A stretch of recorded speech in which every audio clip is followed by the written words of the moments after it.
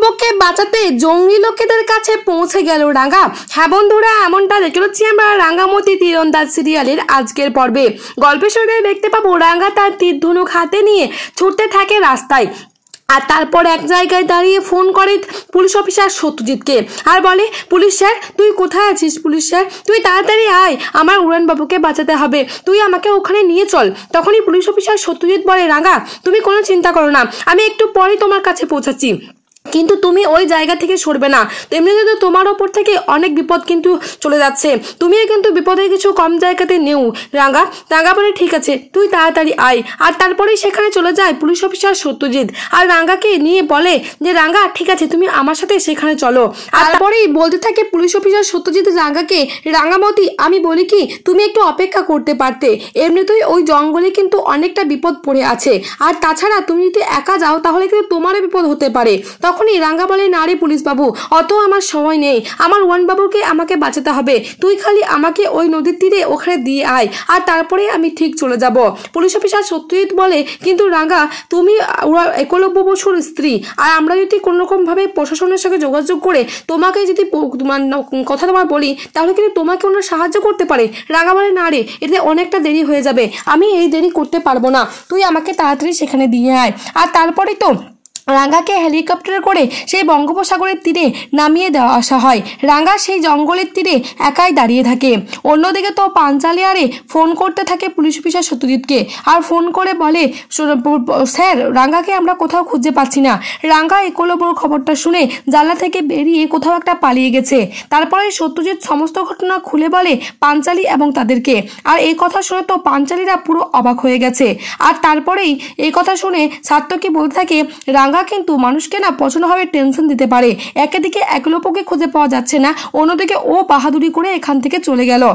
তো বলে, ঠিক তো রাঙ্গা কোনো কাজটা কিন্তু ভালো করেনি। তখনই সার্থকী বলে, তোরাই তো রাঙ্গাকে মাথায় তুলে রেখেছিস, আর আজকে এই জন্য এই পরিস্থিতিটা হয়েছে। তখনই পাঞ্চালি বলে, তোরা কেন ওরকম করছিস? আমরা তো কোনো কিছু করতে পারছি না, আমরা কোনো উপকার করতে পারছি না একলব্য, শুধুমাত্র আমরা চিন্তা করতে পারছি। কিন্তু রাঙ্গা দেখ সমস্ত চিন্তা ছেড়ে দিয়ে একলব্যকে বাঁচানোর জন্য তা ছুটেছে তার রাস্তার দিকে, তার জীবন মরণের ঝুঁকি দিয়ে। এতে বুঝতে পারছিস তো একলব্যকে সব থেকে বেশি ভালোবাসে আমাদের রাঙ্গা, তাই তো রাঙ্গা নিজের জীবনকে ঝুঁকি দিয়ে এখান থেকে চলে গেছে। তোরা কি সেটা বুঝতে পারছিস না? অন্যদিকে তো একলব্যকে দুই দিকে দুটো হাত দিয়ে মাঝখানে দাঁড়িয়ে বেঁধে রাখে সেই জঙ্গলি লোকেরা। আর তারপরে একলব্য সে লোকদেরকে বলে থাকে, তো আপনারা কেন আমাকে বেঁধে রেখেছেন, আমাকে ছেড়ে দিন। তখনই জঙ্গলের লোকগুলো বলে, তোকে কেন ছাড়বো, তোর জন্য আমাদের 1000 পুরনো ঠাকুরের মূর্তি চুরি হয়েছে, আর আমরা জানি এই কাজটা কিন্তু তুই করেছিস। একলব্য বলে, বিশ্বাস করুন আমি কিন্তু কোনো কিছু জানি না, আমি কেন আপনাদের মূর্তি চুরি করতে যাব।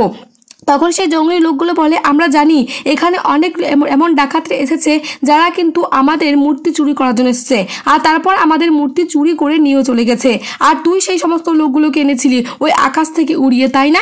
একলব্য বারবার করে বোঝানোর চেষ্টা করে, কিন্তু কোনো মতেই বুঝতে চায় না সেই জঙ্গলি লোকগুলো। এদিকে রাঙ্গা শুনতে পায় যে একগাদা জঙ্গলি লোক চিৎকার করছে, আর চিৎকার করে হালা দিচ্ছে। তখনই রাঙ্গা দেখতে পায় কয়েকগুলো জঙ্গলি লোক যাদের মুখে অনেক আঁকা বাঁকা রয়েছে এবং হাতে অনেক তীর ধনুক রয়েছে। রাঙ্গা তো সেই সমস্ত লোকগুলোকে দেখে পুরো অবাক হয়ে যায়। রাঙ্গা বুঝতে পারে তার এই উড়ানবাবু এইখানেই রয়েছে। তারপরে রাঙ্গা এগোতে থাকে, আর অন্যদিকে জঙ্গলি লোকগুলো রাঙ্গাকে দেখতে পেয়ে যায়, আর রাঙ্গাকে দেখতে পেয়ে সবাই মিলে রাঙ্গার দিকে আক্রমণ করার জন্য এগিয়ে আসে। আর তারপরে রাঙ্গাও কিন্তু এক পা করে পেছতে থাকে। তারপর যখন রাঙ্গা একেবারেই পাহাড়ের ধারে চলে যায় তখন রাঙ্গা বলে, না রে উড়ানবাবু, আমাকে যে করে হোক এই লড়াই লড়তে হবে, আর তোকে আমাকে যে করে হোক বাঁচাতে হবে।